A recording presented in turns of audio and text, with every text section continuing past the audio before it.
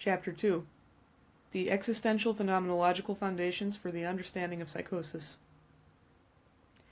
There is a further characteristic of the current psychiatric jargon. It speaks of psychosis as a social or biological failure of adjustment, or maladaptation of a particularly radical kind, or loss of contact with reality, or lack of insight. As Van den Berg, 1955, has said, this jargon is a veritable vocabulary of denigration. Denigration is not moralistic, at least in a 19th century sense.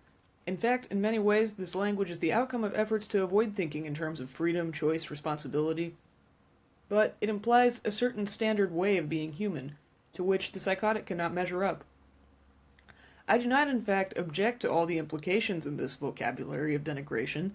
Indeed, I feel we should be more frank about the judgments we implicitly make when we call someone psychotic. When I certify someone insane, I am not equivocating when I write that he is of unsound mind, may be dangerous to himself and others, and requires care and attention in a mental hospital.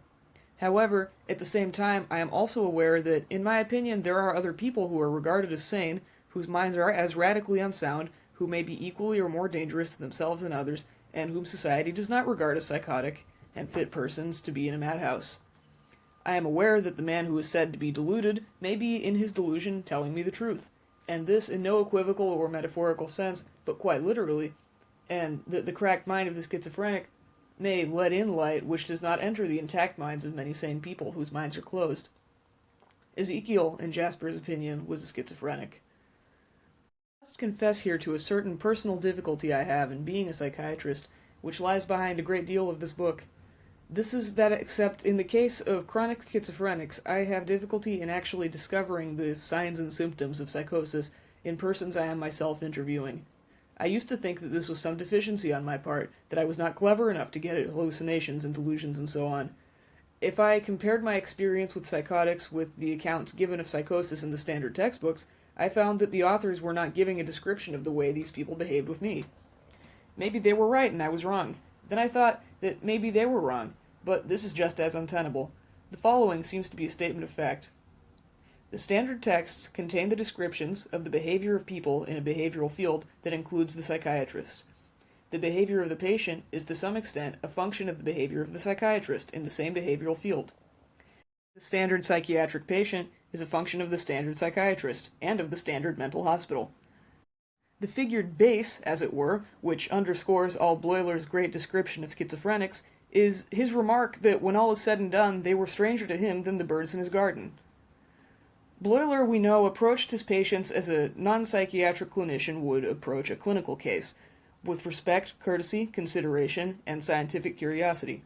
The patient, however, is diseased in a medical sense, and it is a matter of diagnosing his condition by observing the signs of his disease. This approach is regarded as so self-evidently justifiable by so many psychiatrists that they may find it difficult to know what I am getting at. There are now, of course, many other schools of thought, but this is still the most extensive one in this country. It certainly is the approach that is taken for granted by non-medical people. I am speaking here all the time of psychotic patients, i.e., as most people immediately say to themselves, not you or me. Psychiatrists still hang on to it in practice, even though they pay lip service to incompatible views, outlook, and manner. Now, there is so much that is good and worthwhile in this, so much also that is safe in it, that anyone has a right to examine most closely any view that a clinical professional attitude of this kind may not be all that is required, or may even be misplaced in certain circumstances. The difficulty consists not simply in noticing evidence of the patient's feelings as they reveal themselves in this behavior. The good medical clinician will allow for the fact that if his patient is anxious, his blood pressure may be somewhat higher than usual, his pulse may be rather faster than normal, and so on. The crux of the matter is that when one examines a heart, or even the whole man as an organism, one is not interested in the nature of one's own personal feelings about him. Whether these may be are irrelevant, discounted. One maintains a more or less standard professional outlook and manner. That the classical clinical psychiatric attitude has not changed in principle since Kraepelin can be seen by comparing the following with the similar attitude of any recent British textbook of psychiatry, e.g. Meyer-Gross, Slater, and Roth. Here is Kraepelin's 1905 account to a lecture room of his students of a patient showing the signs of catatonic excitement. Quote, "The patient I will show you today has almost to be carried into the room. as he walks in a straddling fashion on the outside of his feet. On coming in, he throws off his slippers, sings a hymn loudly, and then cries twice in English, "My father, my real father!" He is 18 years old and a pupil of the Oberrealschule, higher grade modern side school, tall and rather strongly built, but with a pale complexion, on which there is very often a transient flush. The patient sits with his eyes shut and pays no attention to his surroundings. He does not look up even when he is spoken to, but he answers beginning in a low voice and gradually screaming louder and louder. When asked where he is, he says, "You want to know that too? I tell you who is being measured, and is measured, and shall be measured. I know all that, and could tell you, but I do not want to." When asked his name, he screams, "What is your name? What does he shut? He shuts his eyes. What does he hear? He does not understand. He understands not. How? Who? Where? When? What does he mean? When I tell him to look, he does not look properly. You there, just look. What is it? What is the matter? Attend. He attends not. I say, what is it then? Why do you give me no answer? Are you getting impudent again? How can you be so impudent? I'm coming. I'll show you. You don't whore for me. You mustn't be smart either. You're an impudent, lousy fellow. Such an impudent, lousy fellow I've never met with. Is he beginning again? You understand nothing at all. Nothing at all. Nothing at all does he understand. If you follow now, he won't follow, will not follow. Are you getting still more impudent? Are you getting impudent still more? How they attend, they do attend. And so on. At the end he scolds in quite inarticulate sounds. Kraepelin notes here, among other things, the patient's inaccessibility. Although he undoubtedly understood all the questions, he has not given us a single piece of useful information. His talk was only a series of disconnected sentences, having no relation whatever to the general situation. 1905. Now, there is no question that this patient is showing the signs of catatonic excitement. The construction we put on this behavior will, however, depend on the relationship we establish with the patient, and we are indebted to Kraepelin's vivid description, which enables the patient to come, it seems, alive to us across 50 years, and through his pages as though he were before us. What does this patient seem to be doing? Surely he is carrying on a dialogue between his own parodied version of Kraepelin and his own defiant, rebelling self. You want to know that too? I tell you who is being measured, and is measured, and shall be measured. I know all that, and I could tell you, but I do not want to. This seems to be plain enough talk. Presumably he deeply resents this form of interrogation, which is being carried out before a lecture room of students. He probably does not see what it has to do with the things that must be deeply distressing him, but these things would not be useful information to Kraepelin except as further signs of a disease. Kraepelin asks him his name. The patient replies by an exasperated outburst in which he is now saying what he feels is the attitude implicit in Kraepelin's approach to him. What is your name? What does he shut? He shuts his eyes. Why do you give me no answer? Are you getting impudent again? You don't whore for me? I.e., he feels that Kraepelin is objecting because he is not prepared to prostitute himself before the whole classroom of students. And so on. Such an impudent, shameless, miserable, lousy fellow I've never met with, etc. Now it seems clear that this patient's behavior can be seen in at least two ways, analogous to the ways of seeing vase or face. One may see his behavior as signs of a disease, one may see his behavior as expressive of his existence. The existential-phenomenological construction is an inference about the way the other is feeling and acting. What is the boy's experience of Kraepelin? He seems to be tormented and desperate. What is he about in speaking and acting in this way? He is objecting to being measured and tested. He wants to be heard. Interpretation is a function of the relationship with the patient. The clinical psychiatrist, wishing to be more scientific or objective, may propose to confine himself to the objectively observable behavior of the patient before him. The simplest reply to this is that it is impossible. To see signs of a disease is not to see neutrally. Nor is it neutral to see a smile as contractions of the circumhumeral muscles. We cannot help but see the person in one way or another, and place our constructions or interpretations on his behavior, as soon as we are in a relationship with him. This is so even in the negative instance where we are drawn up or baffled by an absence of reciprocity on the part of the patient, where we feel there is no one there who is responding to our approaches. This is very near the heart of our problem. The difficulties facing us here are somewhat analogous to the difficulties facing the expositor of hieroglyphics, an analogy Freud was fond of drawing. They are, if anything, greater. The theory of the interpretation or deciphering of hieroglyphics and other ancient texts has been carried further forward and made more explicit by Dilthey in the last century than the theory of the interpretation of psychotic hieroglyphic speech and actions. It may help to clarify our position if we compare our problem with that of the historian as expounded by Dilthey. In both cases, the essential task is one of interpretation. Ancient documents can be subjected to a formal analysis in terms of structure and style, linguistic traits, and characteristic idiosyncrasies of syntax, etc. Ancient documents can be subjected to a formal analysis in terms of structure and style, linguistic traits, and characteristic idiosyncrasies of syntax, etc. Clinical psychiatry attempts an analogous formal analysis of the patient's speech and behavior. Beyond this formal analysis, it may be possible to shed light on the text through a knowledge of the nexus of socio-historical conditions from which it arose. Similarly, we usually wish to extend, as far as we can, our formal and static analysis of isolated clinical signs to an understanding of their place in the person's life history. This involves the introduction of dynamic genetic hypotheses. However, historical information per se, about ancient texts or about patients, will help us to understand them better only if we can bring to bear what is often called sympathy, or more intensively, empathy. When Dilthey, therefore, characterizes the relationship between the author and the expositor as the conditioning factor for the possibility of the comprehension of the text, he has in fact laid bare the presupposition of all interpretation which has comprehension as its basis. We explain, writes Dilthey, by means of purely intellectual processes, but we understand by means of the cooperation of all the powers of the mind in comprehension. In understanding, we start from the connection of the given living whole in order to make the past comprehensible in terms of it. Now, our view of the other depends on our willingness to enlist all the powers of every aspect of ourselves in the act of comprehension. It seems also that we require to orientate ourselves to this person in such a way as to leave open to us the possibility of understanding him. The act of understanding those aspects of an individual's being which we can observe as expressive of his mode of being in the world requires us to relate his actions to his way of experiencing the situation he is in with us. Similarly, it is in terms of his present that we have to understand his past, and not exclusively the other way around. This again is true even in the negative instances when it may be apparent through his behavior that he is denying the existence of any situation he may be in with us. For instance, when we feel ourselves treated as though we did not exist, or as existing only in terms of the patient's own wishes or anxieties. It is not a question here of affixing predetermined meanings to this behavior in a rigid way.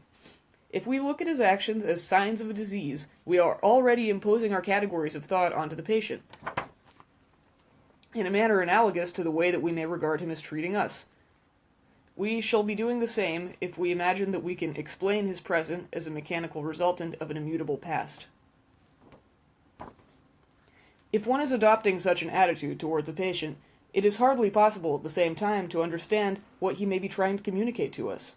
To consider again the instance of listening to someone speaking, if I am sitting opposite you and speaking to you, you may be trying, A, to assess any abnormalities in my speech, or B, to explain what I am saying in terms of how you are imagining my brain cells to be metabolizing oxygen, or C, to discover why, in terms of past history and socioeconomic background, I should be saying these things at this time.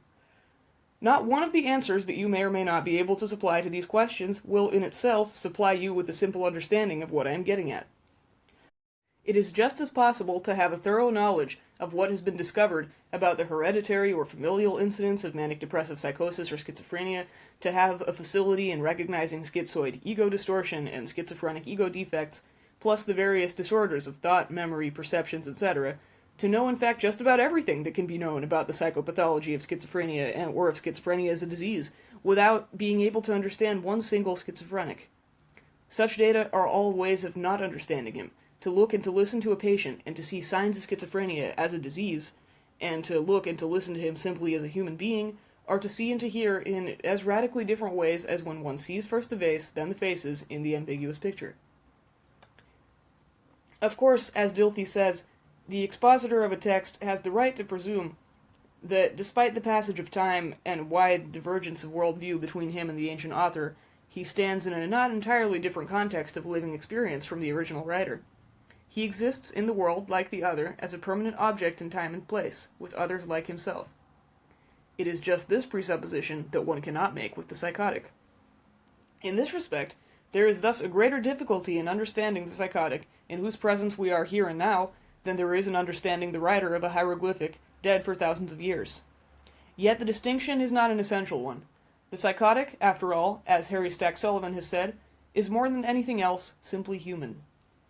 The personalities of doctor and psychotic, no less than the personalities of expositor and author, do not stand opposed to each other as two external facts that do not meet and cannot be compared. Like the expositor, the therapist must have the plasticity to transpose himself into another strange and even alien view of the world. In this act, he draws on his own psychotic possibilities without foregoing his sanity. Only thus can he arrive at an understanding of the patient's existential position. I think it is clear that by understanding I do not mean a purely intellectual process. For understanding one might say love, but no word has been more prostituted.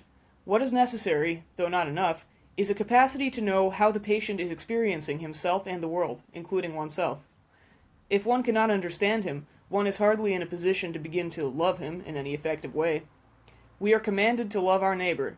One cannot, however, love this particular neighbor for himself without knowing who he is. One can only love his abstract humanity. One cannot love a conglomeration of signs of schizophrenia. No one has schizophrenia like having a cold. The patient has not got schizophrenia, he is schizophrenic. The schizophrenic has to be known without being destroyed. He will have to discover that this is possible. The therapist's hate, as well as his love, is, therefore, in the highest degree relevant. What the schizophrenic is to us determines very considerably what we are to him, and hence his actions. Many of the textbook signs of schizophrenia vary from hospital to hospital, and seem largely a function of nursing. Some psychiatrists observe certain schizophrenic signs much less than others. I think, therefore, that the following statement by Frieda Fromm-Reichmann is indeed true, however disturbing it is. Psychiatrists can take it for granted now that in principle a workable doctor-patient relationship can be established with the schizophrenic patient. If and when this seems impossible, it is due to the doctor's personality difficulties, not to the patient's psychopathology. 1952.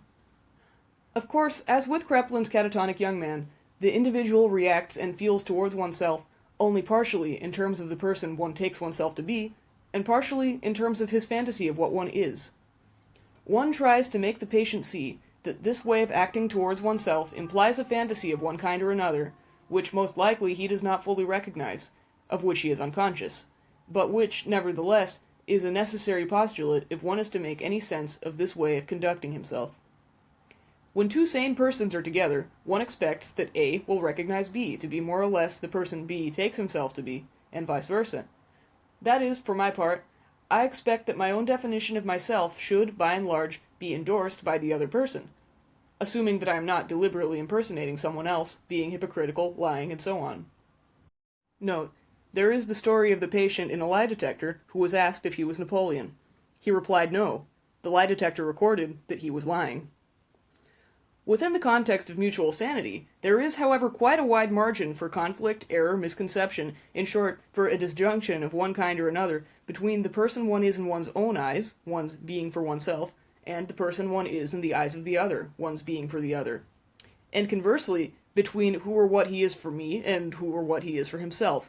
Finally, between what one imagines to be his picture of oneself and his attitude and intentions towards oneself, and the picture, attitude, and intentions he has in actuality towards oneself, and vice versa. That is to say, when two sane persons meet, there is a mutual and reciprocal recognition of each other's identity. In this mutual recognition, there are the following basic elements. A. I recognize the other to be the person he takes himself to be. B. He recognizes me to be the person I take myself to be. Each has his own autonomous sense of identity, and his own definition of who and what he is. You are expected to be able to recognize me. That is, I am accustomed to expect that the person you take me to be, and the identity that I reckon myself to have, will coincide by and large. Let us say simply by and large, since there is obviously room for considerable discrepancies. However, if there are discrepancies of a sufficiently radical kind remaining after attempts to align them have failed, there is no alternative but that one of us must be insane. I have no difficulty in regarding another person as psychotic if, for instance, he says he is Napoleon, whereas I say he's not. Or if he says I am Napoleon, whereas I say I am not. Or if he thinks that I wish to seduce him, whereas I think that I have given him no grounds in actuality for supporting that such is my intention. Or if he thinks that I am afraid he will murder me, whereas I am not afraid of this and have given him no reason to think that I am. I suggest, therefore, that sanity or psychosis is tested by the degree of conjunction or disjunction between two persons, where the one is sane by common consent. The critical test of whether or not a patient is psychotic is a lack of congruity, an incongruity, a clash between him and me. The psychotic is the name we have for the other person in a disjunctive relationship of a particular kind. It is only because of this interpersonal disjunction that we start to examine his urine and look for anomalies in the graphs of the electrical activity of his brain. It is worthwhile at this point to probe a little further into what is the nature of the barrier or disjunction between the sane and the psychotic. If, for instance, a man tells me he is an unreal man, and if he is not lying, joking, or equivocating in some subtle way, there is no doubt that he will be regarded as deluded. But existentially, what does this delusion mean? Indeed, he is not joking or pretending. On the contrary, he goes on to say that he has been pretending for years to have been a real person, but can maintain the deception no longer. His whole life has been torn between his desire to reveal himself and his desire to conceal himself. We all share this problem with him, and we have all arrived at a more or less satisfactory solution. We have our secrets and our needs to confess. We may remember how, in childhood, adults at first were able to look right through us and into us, and what an accomplishment it was when we, in fear and trembling, could tell our first lie, and make for ourselves the discovery that we are irredeemably alone in certain respects, and know that within the territory of ourselves there can be only our footprints. There are some people, however, who never fully realize themselves in this position. This genuine privacy is the basis of genuine relationship, but the person whom we call schizoid feels both more exposed, more vulnerable to others than we do, and more isolated. Thus, a schizophrenic may say that he is made of glass, of such transparency and fragility that a look directed at him splinters him to bits and penetrates straight through him. We may suppose that precisely as such he experiences himself. We shall suggest that it was on the basis of this exquisite vulnerability that the unreal man became so adept at self-concealment. He learnt to cry when he was amused, and to smile when he was sad. He frowned his approval, and he applauded his displeasure. All that you can see is not me, he says to himself. But only in and through all that we do see can he be anyone in reality. If these actions are not his real self, he is irreal, wholly symbolical and equivocal, a purely virtual, potential, imaginary person, a mythical man, nothing really. If then he once stops pretending to be what he is not, and steps out as the person he has come to be, he emerges as Christ or as a ghost, but not as a man. By existing with no body, he is nobody. A truth about his existential position is lived out. What is existentially true is lived as really true. Undoubtedly, most people take to be really true only what has to do with grammar and the natural world. A man says he is dead, but he is alive. But his truth is that he is dead. He expresses it perhaps in the only way common, i.e. the communal, sense allows him. He means that he is really, and quite literally, dead, not merely symbolically or in a sense, or as it were, and is seriously bent on communicating his truth. The price, however, to be paid for transvaluating the communal truth in this manner is to be mad, for the only real death we recognize is biological death. The schizophrenic is desperate, is simply without hope. I have never known a schizophrenic who could say he was loved, as a man, by God the Father, or by the Mother of God, or by another man. He either is God, or the devil, or in hell, estranged from God.